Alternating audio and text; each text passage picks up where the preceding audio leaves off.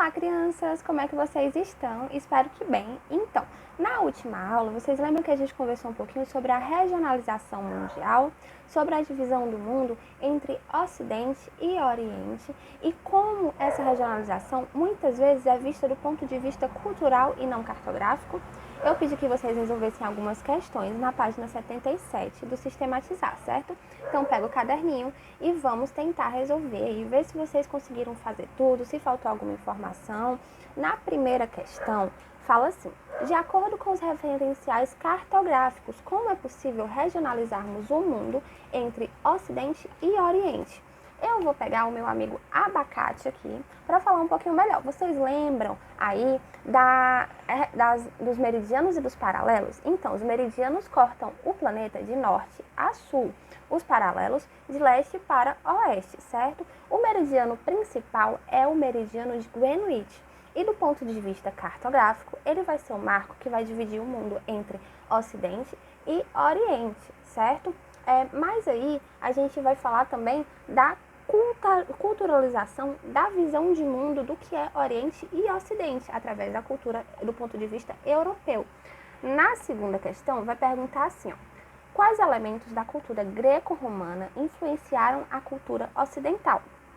A gente sabe que a filosofia, né, os pensamentos filosóficos, o sentido, a ideia de democracia, de leis, de justiças, são completamente romanos, né, da cultura greco-romana, que foi a base da civilização europeia. Nós fomos colonizados por europeus, assim como boa parte do mundo. Então, esse conceito de democracia e de visão de mundo filosófico, né, vão ter muita base no pensamento filosófico greco-romano, Aristóteles, Platão, Sócrates, enfim. Todas essas bases são greco-romanas. Na terceira questão, vai pedir para explicar uma frase.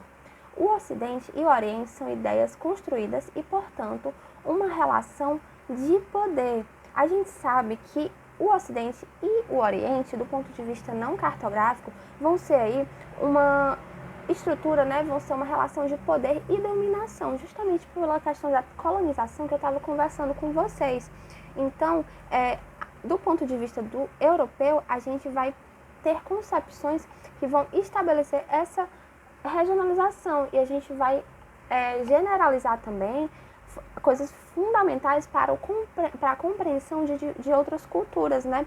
E aí a gente vai ver o neocolonialismo, que é esse colonialismo que perdura até os dias de hoje. Quando a gente fala de colonialismo, nós temos a ideia que era das grandes navegações, né? Só daquela época em que se matavam pessoas, a visão dos europeus sobre o novo mundo, que era a América, porque eles ainda não conheciam a América, mas já tinha pessoas morando aqui, com suas civilizações, seus costumes, suas culturas que foram massacrados pela colonização. Então, a gente vai ver essa prática se perdurando até os dias de hoje, né? No que nós chamamos de neocolonialismo, que é essa dominação cultural, filosófica, né? De ideias. Nós temos muito na nossa cultura atual influência da Europa, de Portugal, por exemplo, né? Exemplo do Brasil, dos países, a nossa própria língua, tudo vai ter herança muito forte dos países que nos colonizaram. Então, na quarta questão, vai falar assim: explique o sentido da palavra Oriente do ponto de vista histórico. Do ponto de vista histórico e não cartográfico. Vocês lembram do abacate? Que aí o que é Oriente, o que é Ocidente? Se a gente levar em conta o que é Ocidente e Oriente do ponto de vista cartográfico, o que está à direita, né, o que está a leste do meridiano de Greenwich, vai ser a Europa toda é oriental, gente, não é ocidental. E a gente sabe que essa visão do que é ocidental e oriental vem aí de novo do continente europeu, né? Eu vou falar isso bastante para ficar na cabecinha de vocês, que existe muito isso da diferença entre o cartográfico, o que é de fato, né?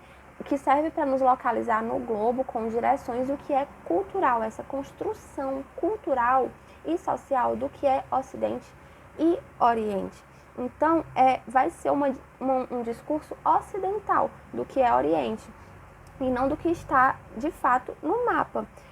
A gente sabe que o objetivo de reafirmar o modo de produção, né, a dominação do continente europeu sobre as culturas consideradas orientais foram aí, as culturas consideradas orientais pelos europeus foram alvo de constante exploração, né, de colonização também, assim como nós. Então, na quinta questão, vai falar assim: caracterize a colonização da Ásia e da Oceania no século XIX. Quais eram os objetivos dessa empreitada? A gente sabe que essa colonização aí no século XIX foi o fundamento, né, da divisão entre Ocidente e Oriente, dessa regionalização mundial. Por quê? Menino, o que é que esses europeus queriam lá? O que eles queriam era achar matéria-prima e mão de obra barata para a manutenção do sistema econômico europeu, que é o capitalismo. Mais uma prova da nossa colonização, né? Qual o sistema econômico implantado na maior parte do mundo? É o capitalismo. E é um instrumento de dominação também. Por isso que a gente fala de neocolonialismo, gente. O colonialismo não acabou, ele só ganhou uma cara nova. Então, ali, pelo menos na segunda metade do século XVIII, a gente vai ver a invasão dos países europeus nos continentes, principalmente na Oceania e na Ásia. Eles vão ali atrás de matéria-prima para a fase do capitalismo chamada de capitalismo industrial, ou seja, justamente aí atrás, né, de mão de obra barata e de matéria-prima. Então, para favorecer e para manutenção do sistema produtivo, que é o capitalismo, né, que visa o lucro acima de tudo e de todos. Então, agora, para fechar a nossa aula, né, a gente vai ver um pouquinho essa parte do refletir, que está aí na página 77, logo abaixo dos exercícios que eu pedi para vocês resolverem. No refletir, fala assim, ó: quando se usa a expressão Oriente Médio, o objetivo é localizar as terras que, para os viajantes da Europa, seriam avistadas quando alguém fosse em direção ao nascer do sol, ou seja, para o Oriente. Então, ele vai pedir para a gente observar o mapa que tem aí, que é um mapa de 1457, e onde dá para ver bem no meio o Oriente Médio. No canto direito, o Oriente. A Austrália não vai estar aí, não vai estar retratada, porque ela não faz parte da história antiga, né, dos europeus. Os chineses, os indianos, os árabes e os japoneses são os principais povos que eles se acostumaram a chamar de orientais, porque quando eles estavam aí navegando em busca de novas terras para a exploração de matéria-prima e mão de obra escrava, eles navegavam em direção ao nascer do sol, né? Ou seja, onde o sol nasce, a Oriente, e eles encontraram essas terras. Então, para os europeus, aquilo ali é o Oriente. Mas vamos tentar entender melhor isso? No item A, ele fala assim, ó: observe o mapa mundi atual, tendo a capital Brasília como referência, onde se localizaria o nosso Oriente Médio. Eu coloquei um mapinha aqui para vocês verem melhor, certo? Aqui, tá vendo?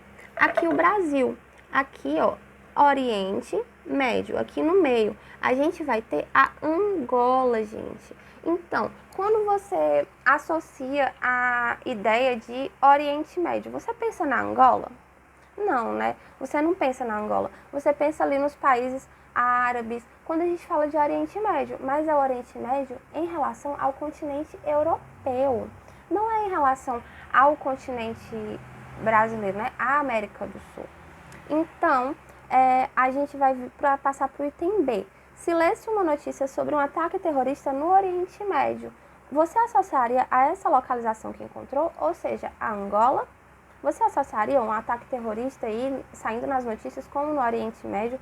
Você apontaria, foi na Angola, então, porque a Angola é o Oriente Médio do Brasil, né? Não, a gente está vendo essas notícias do ponto de vista europeu. Então, o que a gente vai concluir com isso? Que o nosso pensamento sobre o que é Oriente e Ocidente é completamente colonizado, tá bom? Acho que deu para entender um pouquinho sobre isso. Na próxima aula vai ser ao vivo, estou muito ansiosa para ver vocês, para a gente tirar dúvidas ao vivo. Eu vou propor algumas atividades, né, para a gente fazer junto. E até lá, um cheiro!